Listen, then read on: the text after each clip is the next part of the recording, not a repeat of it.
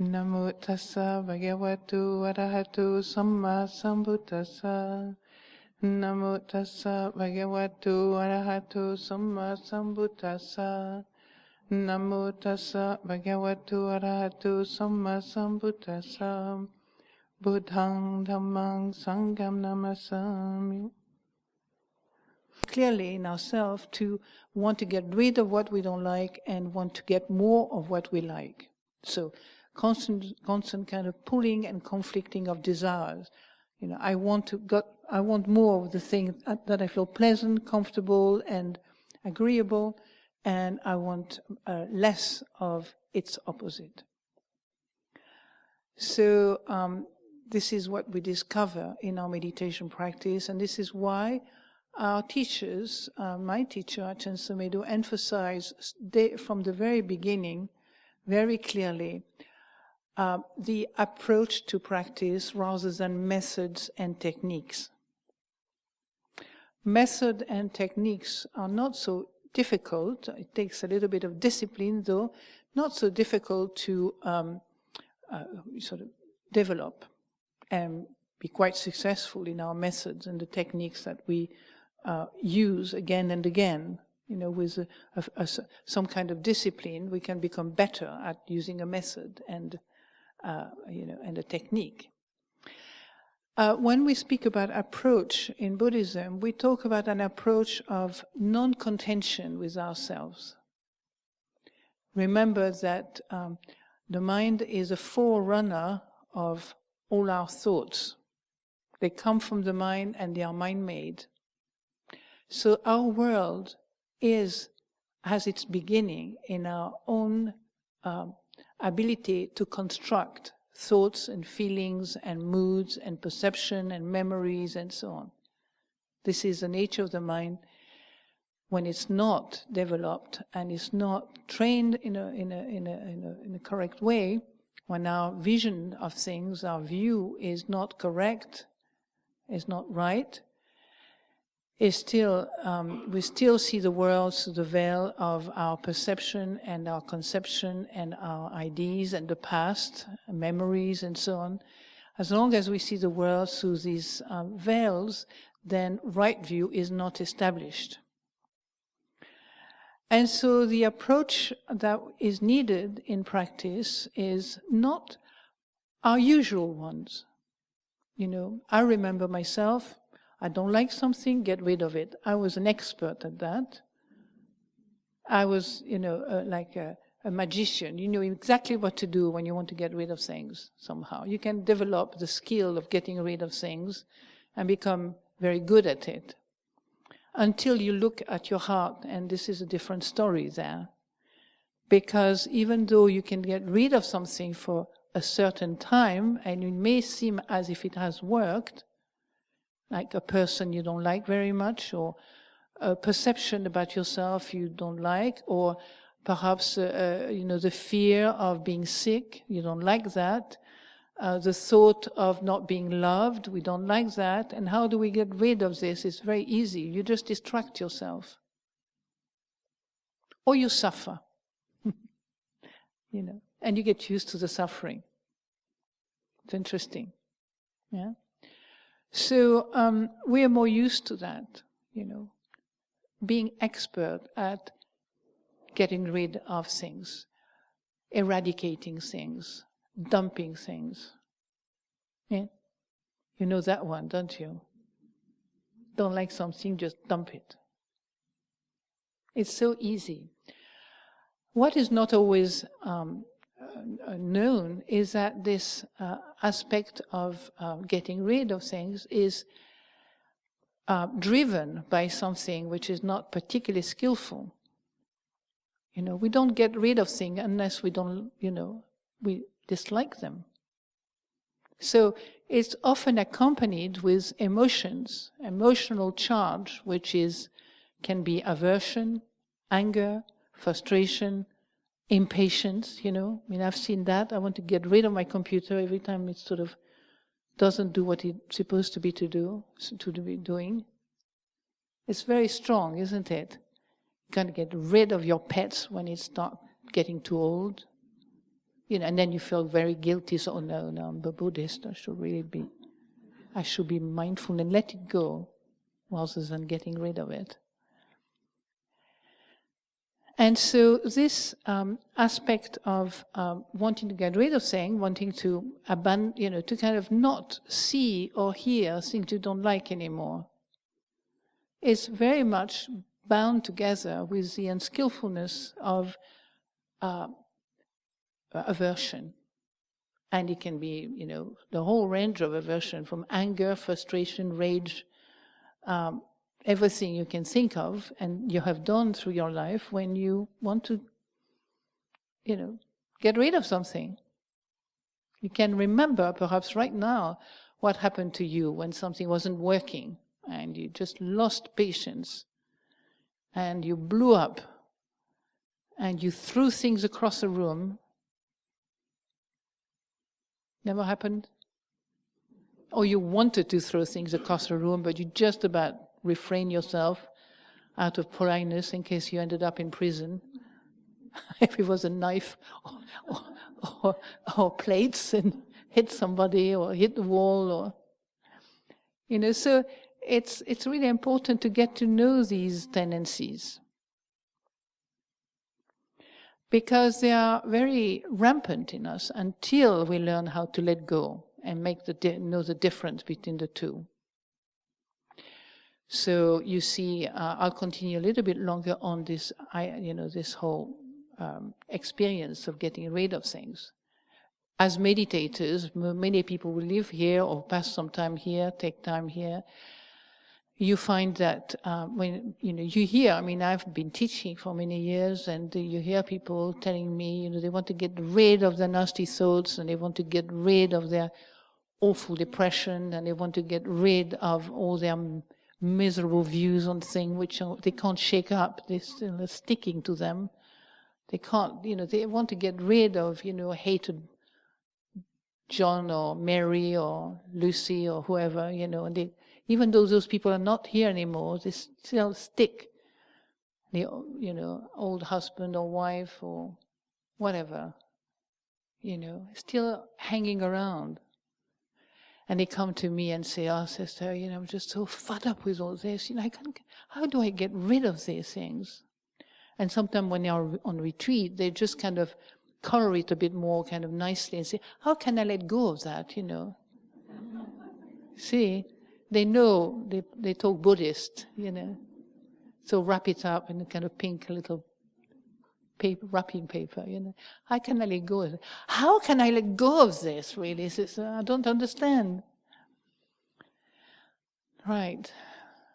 Yeah. Fed up with that. Had enough. Buddhism doesn't work. I've got to do something else. So, and then you just want to get rid of not knowing how to do it. You don't know how to do it, maybe, and you haven't got maybe somebody to explain to you how to do it. Because letting go has a very different tone to it, and it's a completely different energetic experience.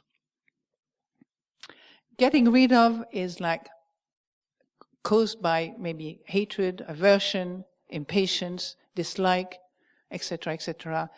Caused by that, I want to get rid of it. It's quite, in the worldly terms, it's quite intelligent, wanting to get rid of something that hurts.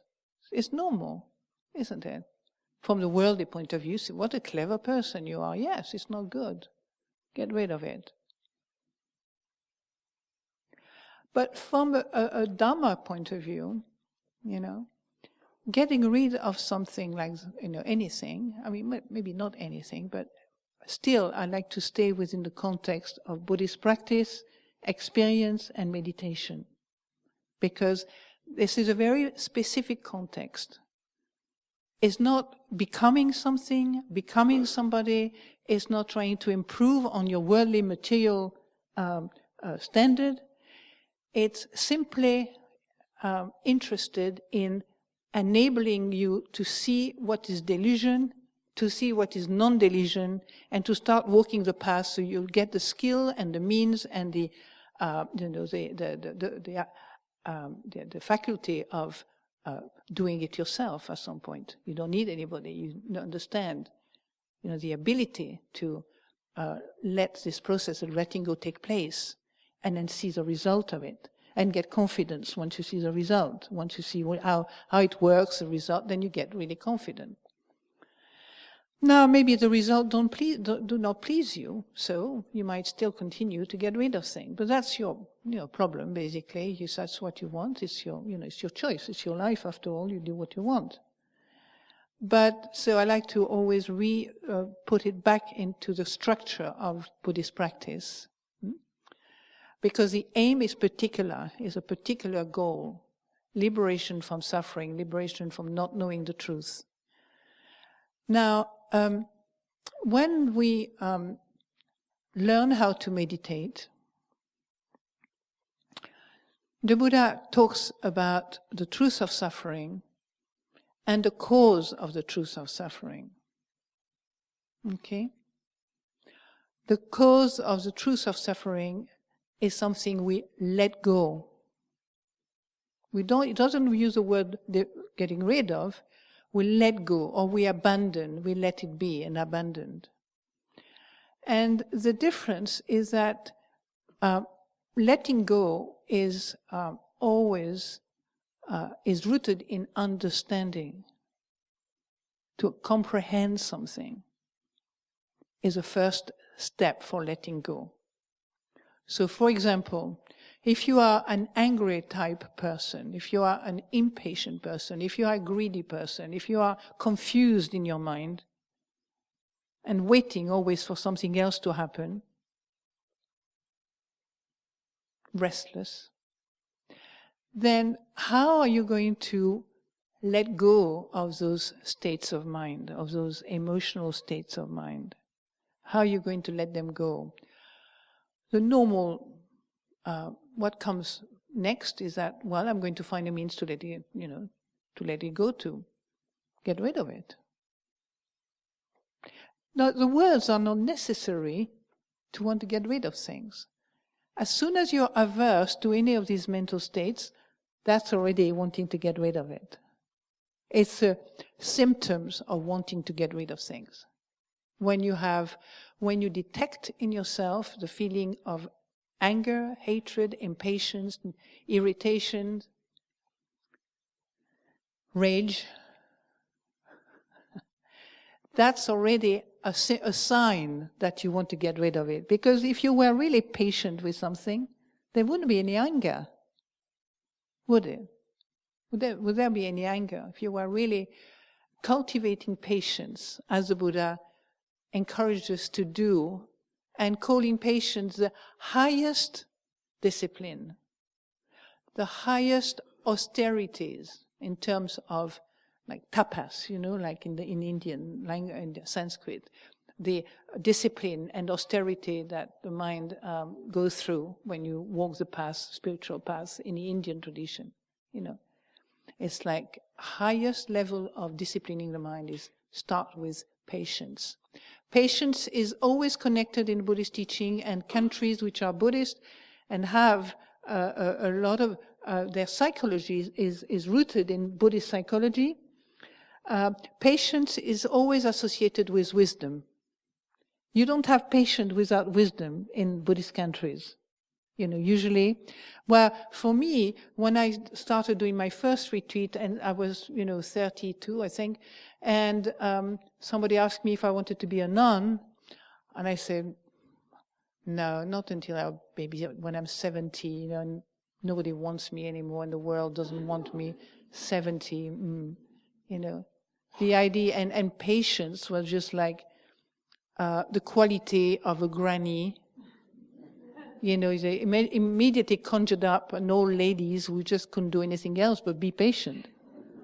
So it wasn't like a grand quality and sort of the highest discipline in my life at the time, especially when I was a dancer and I was learning how to stretch in all directions, body and to make it really as physically able as possible. So the idea of being patient, that's giving up on life altogether as far as I was concerned. So for me to talk to you about patience is really funny, But I want to tell you something. is that to be mindful, the only thing that keeps you really mindful is patience. Because mindfulness, actually, the emotional quality of mindfulness, this is my discovery, you don't have to believe me, is patience. You have to be patient and kind to be able to be here and now with yourself, that quote-unquote, something we could call a rotten me or wonderful me or terrible me or whatever. You know, you have to be really patient to stay in that realm of the present moment and make peace with it, don't you? When I look at myself, or when I looked at myself, now I'm quite loving towards myself. I don't have that kind of problem, particularly. I'm still impatient, of course, but, you know, it doesn't come. The present moment is something that I feel is the only way, personally. I only trust the present moment these days. But I did that even 30 years ago. But it takes a long time training to actually be there and feel confident that life can come through that moment, that moment of non-grasping in the present moment. You know, it takes a long time to develop the whole mind and body, so it's transformed and it's kind of natural. It's a natural way of being.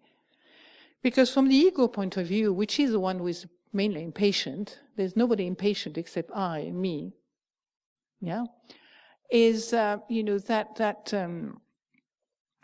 the world is always seen as a kind of, you know, a very I like, I don't like, it's good and bad. You know, of course, we have developed the qualities through our studying at university and reading a lot, and so we have developed a great range of sensibilities about these things. You know, we can discuss, you know, the different tone of anger and frustration, you know, the mild poetical ones and the more kind of gross type, you know, and we can turn all our emotion or horrible emotions into something quite poetical in many ways, and many poets have done that, you know. So let's go back to, you know, this letting go. When you sit down quietly, you see, you remember all the things maybe you've read about Buddhism and meditation, or maybe you have heard from teachers, you know, so it's not yours yet. So it's kind of still a memory kind of roaming around in your mind, okay? Even when you have confidence in yourself to practice and meditate, that memory can roam around for a long time. And then what happened is that, you know, the Buddha says, the Buddhist teaching, all the Buddhist teachers will kind of make a list of all that is unskillful and skillful, and tell you that being, you know, demanding and selfish and jealous and angry and mean and petty and all that, it's all bad. Unskillful. That's a list, you know. And then all that opposite is skillful, you know, kind, generous, loving, caring, patient, and so on, skillful. Now, for Westerners, we have a lot more. We're not been brought up with Buddhism, so we also have developed a very complex kind of way of relating to these things, you know. You know, so whole psychology, modern psychology, is gives us a much more complex pictures of ourselves, you know. Well, sometimes I am really mean, but, you know, I don't mean it really. I'm really quite generous inside. But, you know, that thing, I just couldn't give it to him or her. I couldn't, you know. But I really meant to give it. I just, at the last moment, I forgot myself. You know, you know, so our teacher would say, we just, you know, you're just mean at that moment. No. I really didn't mean to be so, you know, mean. It was just, you know, it was just not right moment. And she did that to me, and he did that to me, you know, and that was definitely not the right moment. Now I can see now. I was right. You know? So we have a very canny way of relating to ourselves. Very clever. And, you know, the mind is really, you know, I called it for a long time a sweet liar, but really sometimes I feel it's too nice a word for it. Now, it's just a straight liar with no qualms. Because, you know, our sense of I, what we call me, I, is completely constructed on this, on perceptions, on idea, on thoughts, on feelings, on mood, on my history, my past, my future, my this, etc., etc. It's covered. Our world is covered with this whole realm of thoughts and perception and ideas and so on. It's completely enwrapped in that. And that's all we know. For a long time, that's all we know. We don't know anything else. So meditation, you start dissecting a little bit all this by doing what? By noticing in your practice your thoughts, your feeling, your mental construct, your perception, your consciousness, the various doors, sense doors, and so on. You start looking at it like a scientist under the microscope. You start looking at yourself in a way that normally we don't study at school much, don't we? Which is the type A, type B. This is when you study the Enneagram, you're number 7 or 8 or 6 or whatever. Psychology and anger type. Even the Buddha has different characters. Angry type, faith type, greedy type, confused type, discursive type. It's the more confused usually. Think all the time. And so when you meditate, these 10, you are encouraged to just be a simple, unentangled witness. You're not going out there and sorting it out, pushing it out, grabbing one thing, throwing at something else. You're here to look at things just like a completely disengaged, witness. You are studying your mind, and to study the mind, you are really, you need to have a very quiet presence. It's like if you study anything, don't you stop and look very, very carefully? It's not a very foreign experience, is it? Is it? When you want to look whether your pastas have been cooked well enough, don't you look very carefully? Especially if you're in Italy. You don't want them too hard or too soft, do you? Or if you look at something you're going to buy, don't you look at it? Look how many times you ladies have you looked at your handbag before you're going to buy your new one. What kind of thread is kind of putting things together? How many pockets, You study it in great depth, don't you? Red, is it going to match the red of my shoes or not? Is it going to be rainproof or not, or waterproof, or is it going to be fashionable enough? There's a lot of investigation going around most of our life. We don't notice it, that this is happening already, except the objects are not particularly liberating. They may be fun, but not liberating. So when you look at the mind, this is when the Buddha becomes important. He says, when you look at the mind, you get a very great benefit out of that. Your mind can get free from illusion, avidya, ignorance. You don't necessarily become somebody free from greed, hatred, and illusion, who is completely unselfish, kind forever, compassionate, and so on. You don't. You just continue to look at them for several decades, usually, just in case you were impatient about getting rid of any of this. That's what I do to the novices. I say, I've got a little problem, with this. I don't know what to do. I say, don't worry, just give yourself 10 years to look at it. And that's how it works. Don't think you're going to get rid of your anger tomorrow, It doesn't, even if you think you got rid of it by just drinking and smoking and obliterating yourself, no, you need to really know the cause, its presence when it's there, and its absence, disappearance when it's gone. That's called letting go. Letting go takes place when the sense of I is not active. Okay?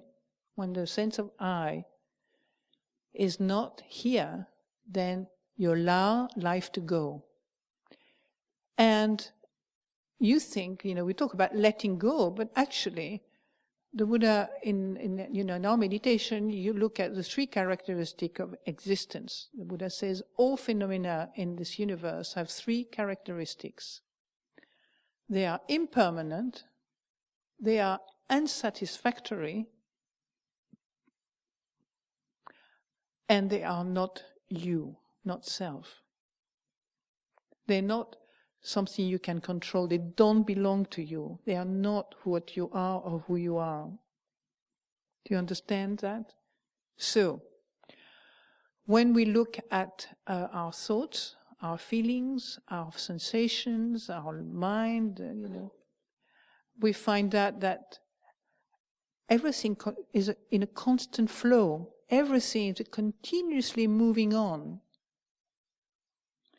And the Buddhist teachings is asking us to pay great attention to this particular characteristic of change, impermanence. All things are transitory. They come and they go. They have a cause for them to arise, and their nature is to go unless you start getting hold of them and getting interested in them or wanting to get rid of them. Then they stay. How many times we find ourselves stuck with something because we haven't learned how to let it go? The fact that you want to get rid of it will make them stay. It's the same desire that acts as a clinging and grasping. It clings to things, whether you want it or don't want it. It's a clinging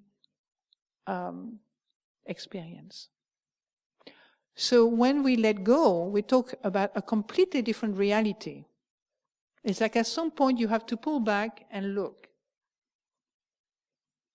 And it's a learning. Don't imagine it, you get skilled at it instantly. No. It's a very great, work of patience, of being able to withstand the power of avijja or delusion in oneself while it's passing through your mind. And the mind is not in the brain, is not in the heart, is not anywhere that my teacher has found. He only said one day, which I found was a very powerful statement, which has helped me ever since.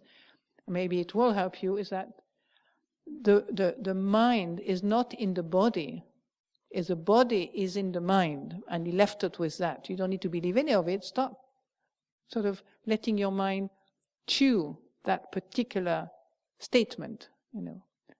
The mind is not the mind is not in the body, but the body is in the mind. So what is the mind? That may shift your perception of what the mind is. You think the mind is here. Thinking is a mind. Huh? Right?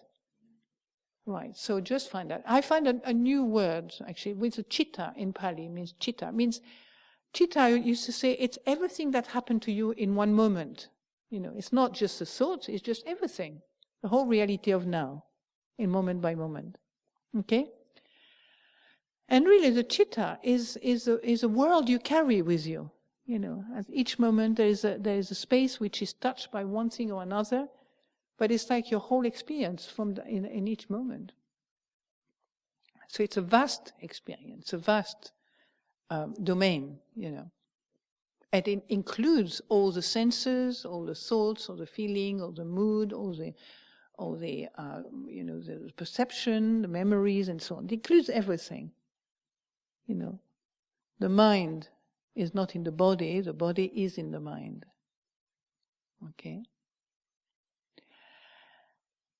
And so the first thing you begin to see when you meditate is that it's very difficult not to cling to something. People think that a meditation is going wrong when they feel stuck with something. I keep remembering that old pizza that I ate 10 years ago. What happened on that day? Tell me. What is so important? Must be more than the pizza. I just dreamed, imagining this. Nobody concerned here. Or I keep clinging to something that I hate. Keeps coming back again and again. Well, like somebody said many, many years ago, I remember somebody said, that things come back to you as long as there's fuel for them to come back. Do you know what I mean? As long as there are causes for them to come back, they will come back. It's not in your control at all.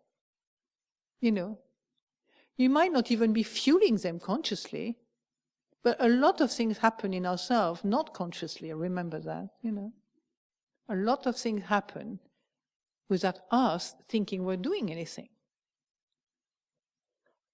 One day I was kind of practicing metta as a young nun, long time ago.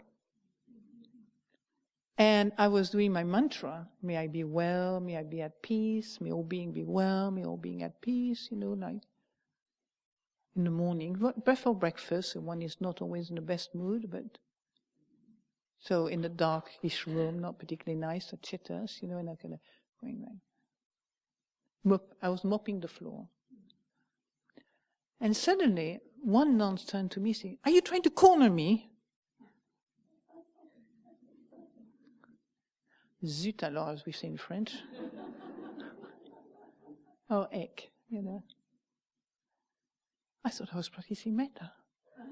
With such a kind heart, with such a kind intention.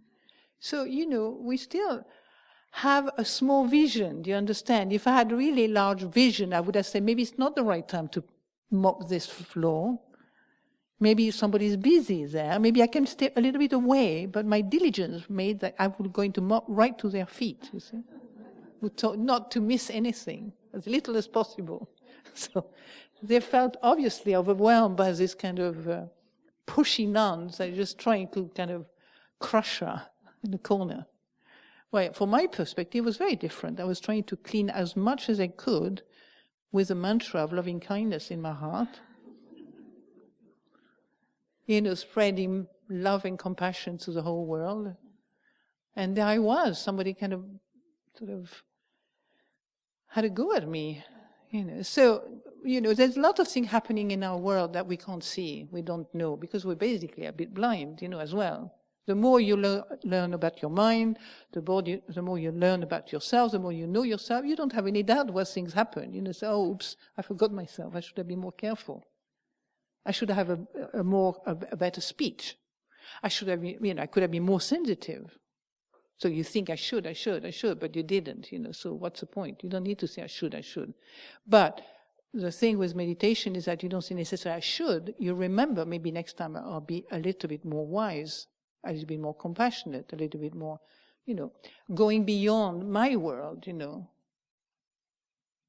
It's very easy, especially in the monastery. People, the mind can get very focused on things.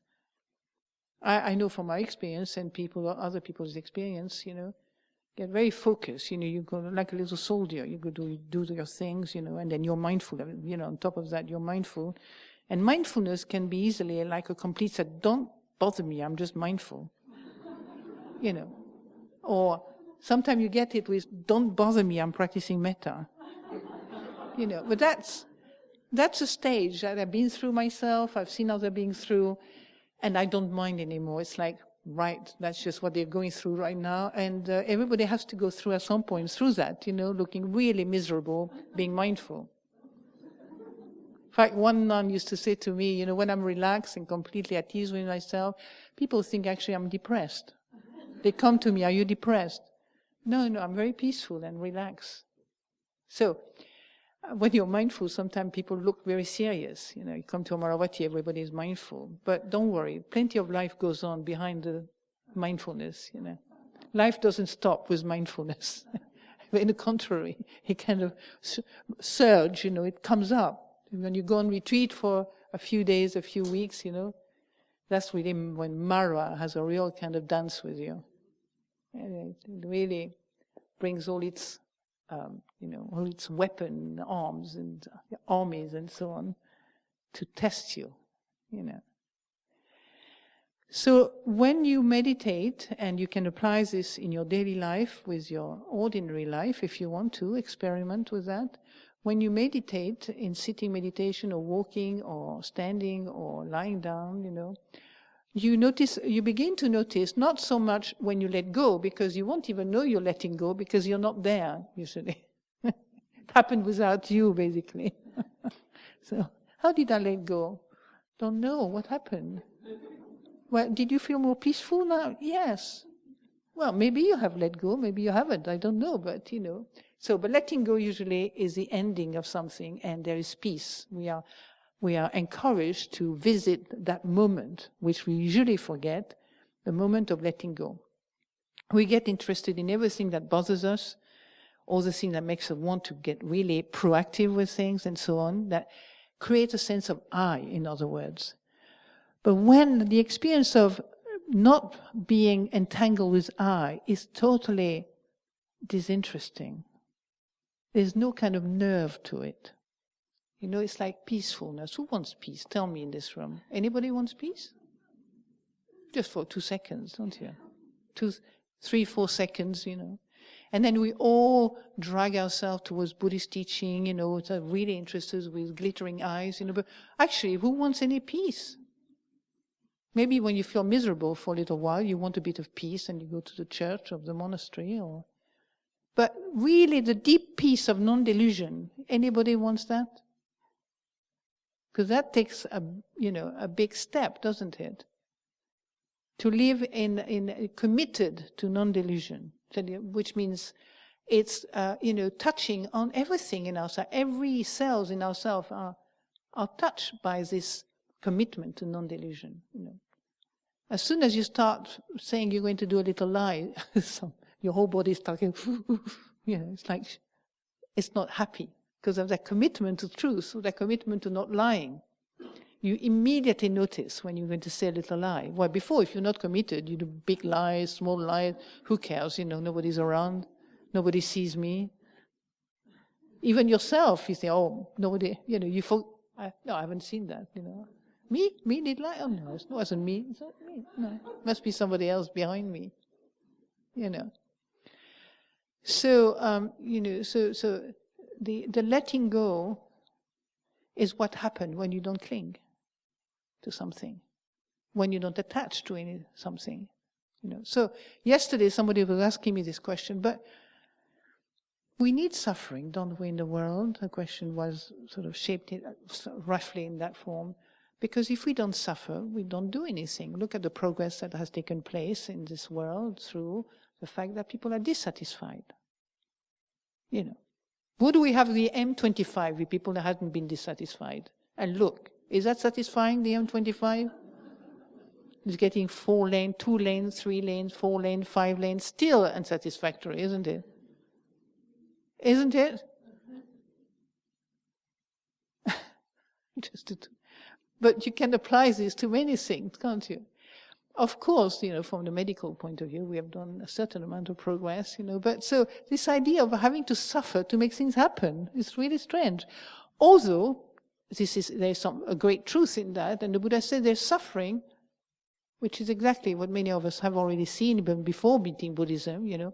There's a suffering that basically leads you to more suffering. We know that one, don't we?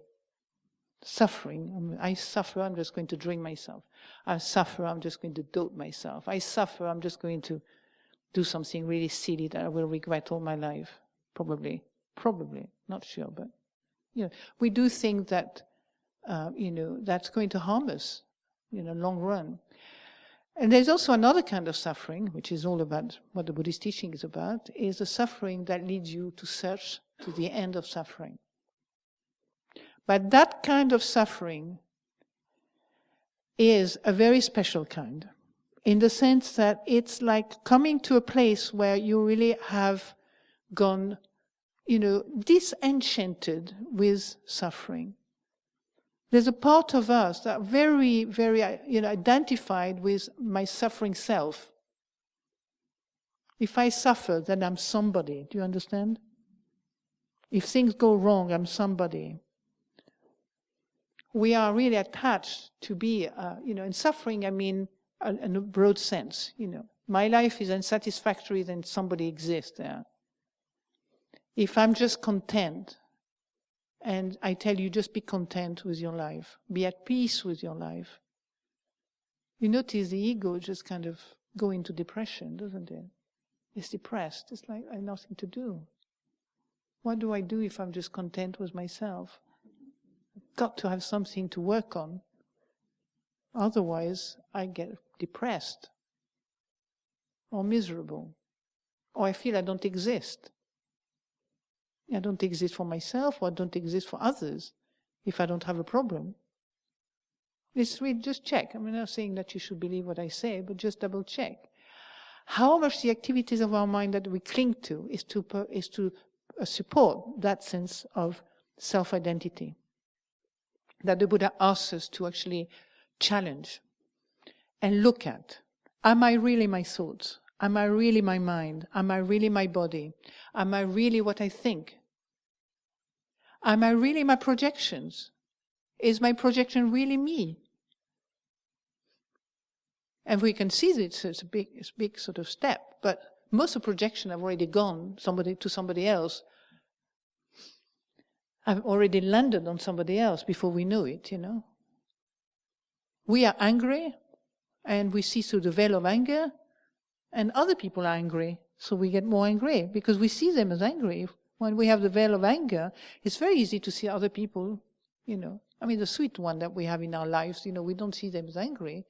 A whole bunch of people, I'm sure, that we never really think they would ever be angry, although they may be sitting on a mountain of anger themselves and look sweet. But, the projections, very easy to go and create somebody angry when they're not. So notice in yourself, the first step to know about letting go is to understand grasping, identifying, clinging, sticking to things. And this understanding leads you to peacefulness. Why? Because you understand, for example, that a cat cannot swim, can you? It can swim, sorry, I shouldn't say. Well, let's say a fish cannot fly, although they have wings, don't they?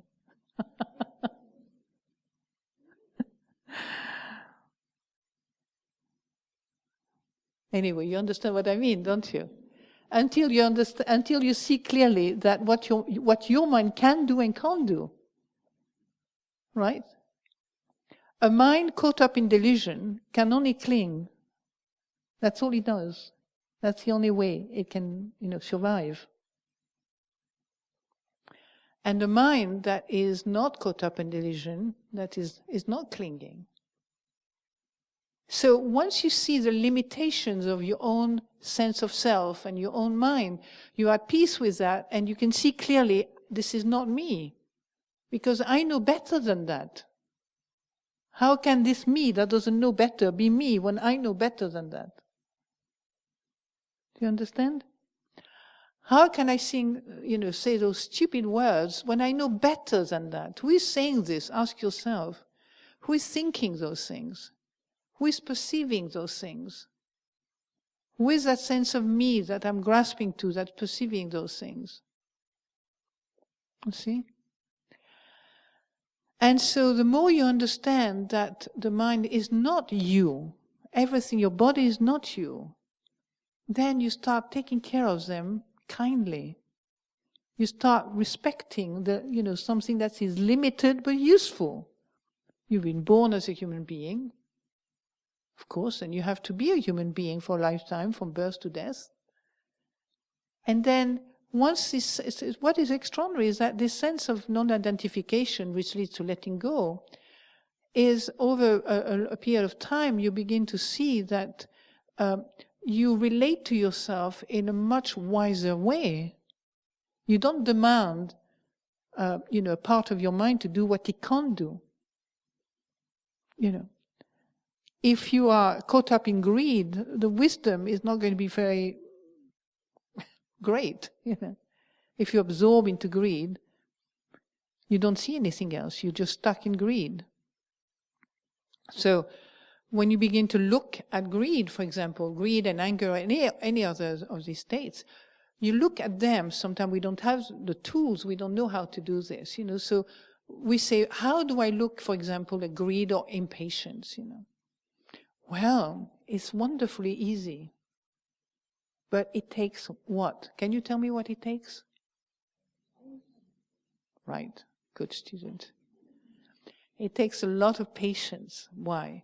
Because, for example, for one thing, the world is a busy world. I'm sure for all of you, there's a lot to do and a lot of responsibility. But just taking a period of time when you look at the mind without being distracted by other things, you can let go for a few minutes, and start looking, how do I feel right now?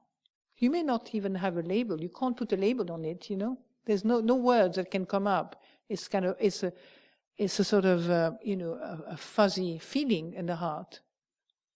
How do you detect impatience, Sometimes you are in a throng of impatience. You don't even know, it's just so natural. You kind of, make 2 or 3 people fall over, so running to do something that you feel you want to do immediately and so on. You bang into things, you throw things down and so on. You don't realize, but if somebody says, can you be a bit more patient? What do you mean? I'm just being myself. They won't see, at that moment you don't see, oh, there is impatience. You can't wait. That impatience makes you forget other people, makes you forget the situation, makes you forget the right thing to say or do, or etc. It blinds you, makes you confused. When you're patient, you're more mindful. It asks you to slow down, to look. I'm not the only one in the room. There's several other people. To see, is that the right time? Is that the right person right now? Is that the right person to talk to? And if somebody is bringing up a lot of emotions, is it the right time truly? Or is it better to talk to that person when I'm more calm, more peaceful in myself, more cooled out, less identified with what I am going to say? So this is a process of letting go. You don't, the process of letting go is a process that requires the knowledge that cause will bring result. A wise, kind, and clear cause will bring that same thing. When you are talking to somebody with respect, that person can respect your words. When you are talking with somebody with patience and kindness, that person can also have a mirror that enables her or him to be reflected and start maybe being more respectful and kind to you. We create our world all the time. If you just dump people with nasty words and nasty emotions, that's what you get in return. If you feel completely self-absorbed, me first, with fear, with anxiety, with worry, people won't want to be near you too much. They don't want to catch the bug of worry and anxiety and fearfulness and so on. Of course, if they are practicing Buddhists, they will understand that fear and worry is part of the mental world of a human beings. And then maybe they are be kind and compassionate and maybe help you to deal with fear and worry. But if people start saying, well, I worry about this and that because of him, because of her, because of that situation, it's like, oh, can we just stop for a second, Yes, I hear you worry about things, but don't try to get rid of your worry by blaming the whole world. That's what we do. Another way of getting rid of things is you blame other people. So it's not my problem anymore, it's somebody else's problem. That's very common, isn't it? Of way of getting rid of things. Blame mom, blame dad, blame the son, daughters, granny, dogs, cats, boss, co-workers, school teacher, and so on. So it's very easy to get rid of things by just blaming the world. So, but the blame doesn't stop there, does it? So how am I going to let go of blaming?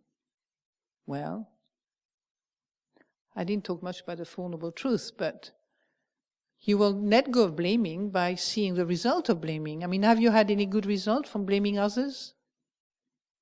We'll go into the question-answer session for all the personal stories, but I'm sure there's lots of it. We could write probably many books on how many people we all blamed in our life, including ourselves, of course,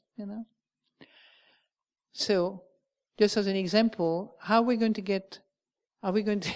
let go of worry? And what is the difference between letting go of worry or blaming and getting rid of blaming and worry, Shall we go on to the blame part? It's quite a habit, isn't it? Blaming other people. or worrying about life. Anyway, for both, it's the same thing.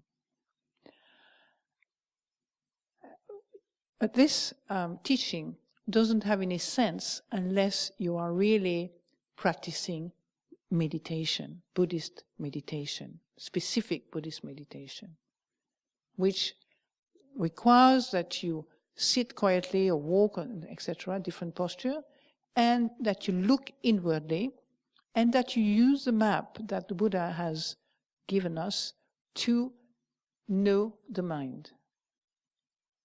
Okay? So, when you don't know the mind, you don't know where to begin. It's just a big mass of something. You don't quite know where to look, what to find. And when you draw your attention, when you direct your attention towards an object, it's interesting that suddenly they appear, suddenly. Maybe you hadn't seen that you were unhappy. And then somebody said, well, look at yourself and find out, are you feeling really happy inside yourself? And then you say, you find that, not much really. Can't see. Now I feel pretty rotten, in fact. So, how are you going to let go of that, By recognition, through awareness of this particular feeling, the awareness itself is a beginning of letting go. Do you understand? It's not I being aware, awareness simply being aware. And in meditation, you also learn not only to focus your attention on certain things, but also to get to know the quality of being aware. It's not always obvious, because the quality of being aware, I think it's not so easy to find peace in that. Because awareness is so nothing much. Like if I say to you, don't move, I say to you, be aware of your arms. And I ask any of you, who doesn't know where their arms are right now without looking at them? How many people don't know where their arms are without looking at them? So you're all aware. Do you understand? It's not more than that. But to look at the mind and the thought the same way, that's a difficult part. That's a learning. We're very good at learning how to look at things we like anything, a pleasant experience, beautiful color, a beautiful piece of food, a beautiful person, an attractive something that attracts the attention and can glue your eyes onto something, This is not so difficult to do. But to start looking at something which is not particularly interesting, not fascinating, and not necessarily, something you like, that is the work of the practice in Buddhism.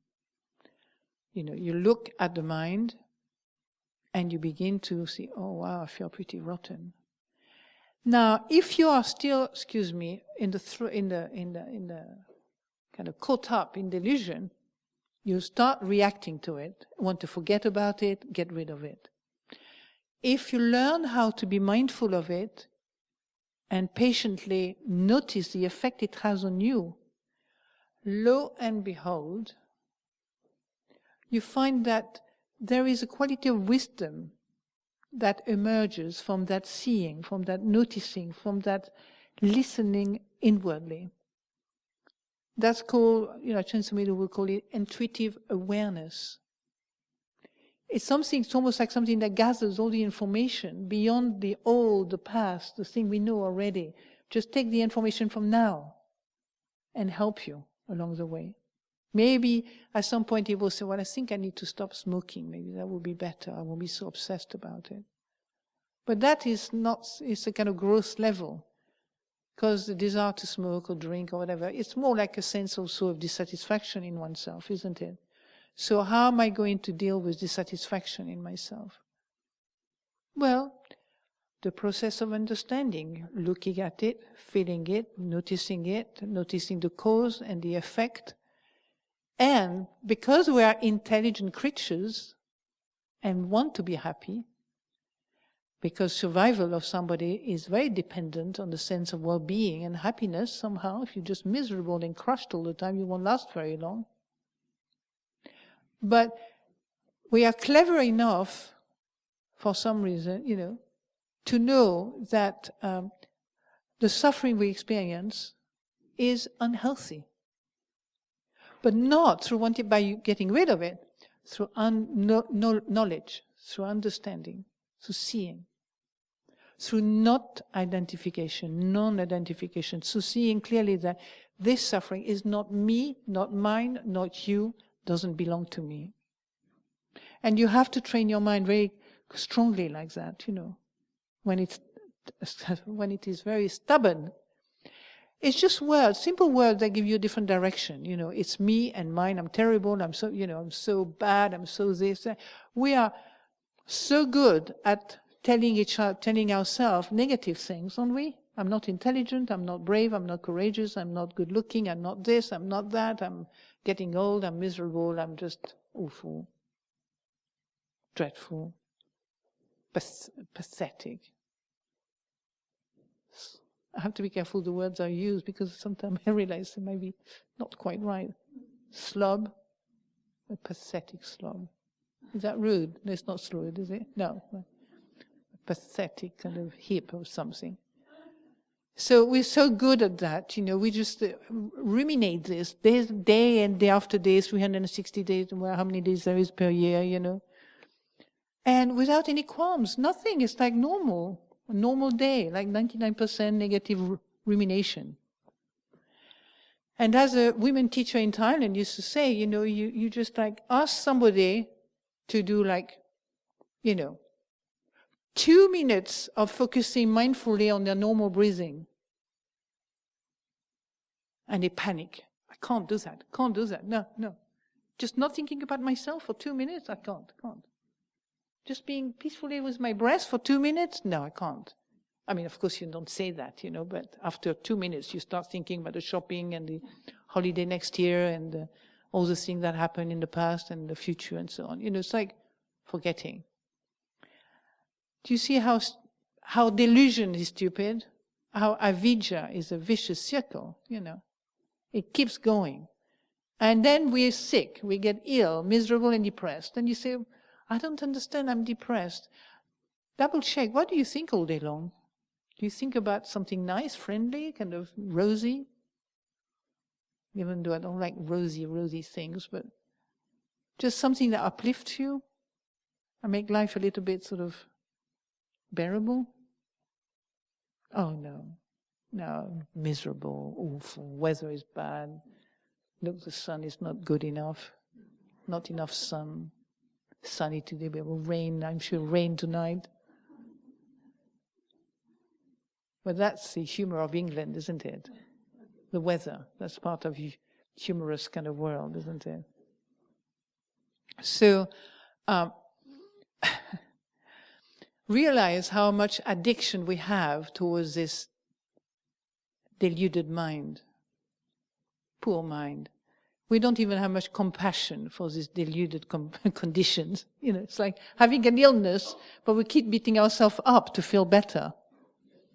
Instead of looking at it, sensing it, connecting with it, understanding what may cause it, what make it worse or make it better, finding the right medication. And let's say Buddhism is really all organic. It doesn't cost a thing. You've got your meditation hall with you all the time.